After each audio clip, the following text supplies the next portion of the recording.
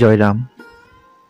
চাঁদপুরবাসী ঠাকুরের আশ্রিত জনৈক ভক্ত সদানন্দবাবুর পরিচিত জন, তিনি খবর পাঠাইলেন ঠাকুর মহাশয় কলিকাতার ডাক্তার যতীন্দ্রমোহন দাশগুপ্তের বাসগৃহে অবস্থান করিতেছেন।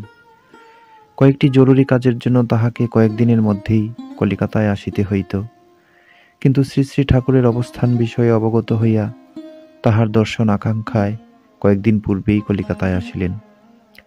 আসার সময়ে তাহাদের সঙ্গে আসিয়াছিল তাহারই পরিচিত এক ভদ্রলোকের একটি মেয়ে। মেয়েটি ভিক্টোরিয়া হোস্টেলে থাকিয়া পড়াশোনা করিত। ভদ্রলোকের অনুরোধ ছিল তাহার মেয়েটিকে যেন তিনি হোস্টেলে পৌঁছাইয়া দেন। কলিকাতায় আসিয়া সেই পরিচিতের মেয়েটিকে তাহার হোস্টেলে পৌঁছাইয়া সোজা চলিয়া আসিলেন ঠাকুর দর্শন মানসে বালিগঞ্জে ডাক্তার দাশগুপ্ত মহাশয়ের গৃহে। শ্রী শ্রী ঠাকুর তখন কতিপয় ভক্ত পরিবেষ্টিত হইয়া দোতলার একটি ঘরে নানান কথায় রত ছিলেন।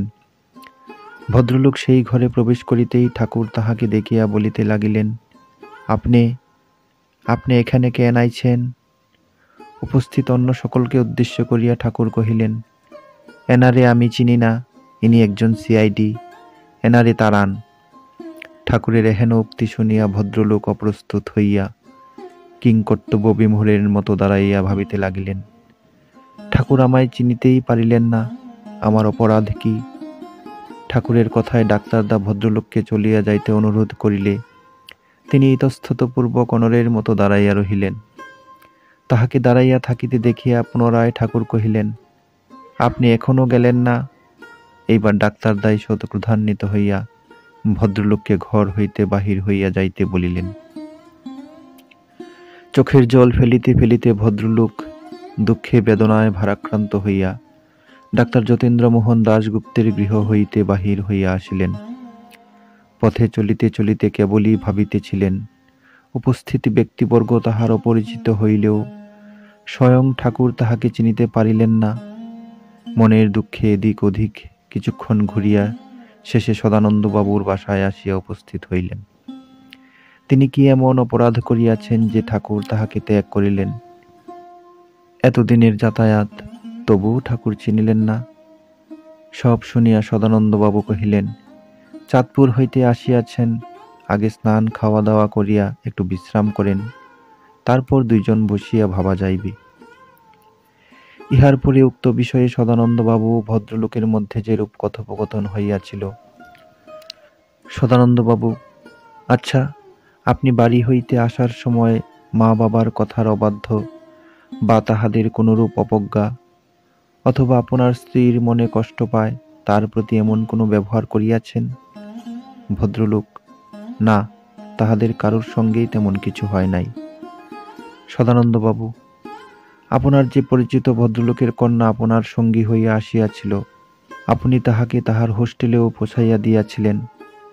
পথে আসার সময় তাহার সঙ্গে কোনরূপ অসঙ্গত আচরণ কিংবা মনের মধ্যে কোনরূপ ভাবনা চিন্তা হইয়াছিল কি? ভদ্রলোক, না না, কোনরূপ অসঙ্গত আচরণের প্রশ্নই উঠে না। তবে হ্যাঁ, মনে একটুকু চিন্তা সাময়িক জন্মিয়াছিল, কিন্তু ওই পর্যন্তই, আর কিছু নহে। ভদ্রলোকের কথা শুনিয়া এইবার সদানন্দবাবু অনুমানে বুঝিলেন, তবে ওই হইয়াছে ঘটনা, সেজন্যই ভদ্রলোকের সহিত শ্রী শ্রী ঠাকুর ঐরূপ ব্যবহার করিয়াছেন। ভদ্রলোককে সদানন্দবাবু বলিলেন, কুচিন্তা কুকাজেরই নামান্তর। অন্তর্যামী ঠাকুর সবই জানিতে পারেন। আশ্রিতের সমস্ত বিষয়েই গুরুর সতর্ক দৃষ্টি থাকে সর্বদা, ইহাই গুরুর স্বভাব। সদানন্দবাবুর কথা শুনিয়া ভদ্রলোক খুবই অনুতপ্ত হইলেন। পরের দিন সেই ভদ্রলোককে সঙ্গে করিয়া ডাক্তারদার গৃহে আসিলেন সদানন্দবাবু। শ্রী শ্রী ঠাকুরকে প্রণাম করিয়া তিনি বলিলেন, কাল আপনি এই ভদ্রলোককে দেখিয়া চিনিতে পারেন নাই কেন? তাহা শুনিয়া ঠাকুর, তাই বুঝি, বুড়া হইছি, চোখে ভালো ঠাউর করতে পারি না, ইত্যাদি বলিয়া সেই ভদ্রলোকের দিকে চাহিয়া কহিলেন, আপনি কেমন আছেন? চাঁদপুর থেকে কবে আইলেন? আমি বুড়া হইছি, তাই কারে কি কই মাথার ঠিক থাকে না, আপনি আমারে ক্ষমা কইরা দিয়েন।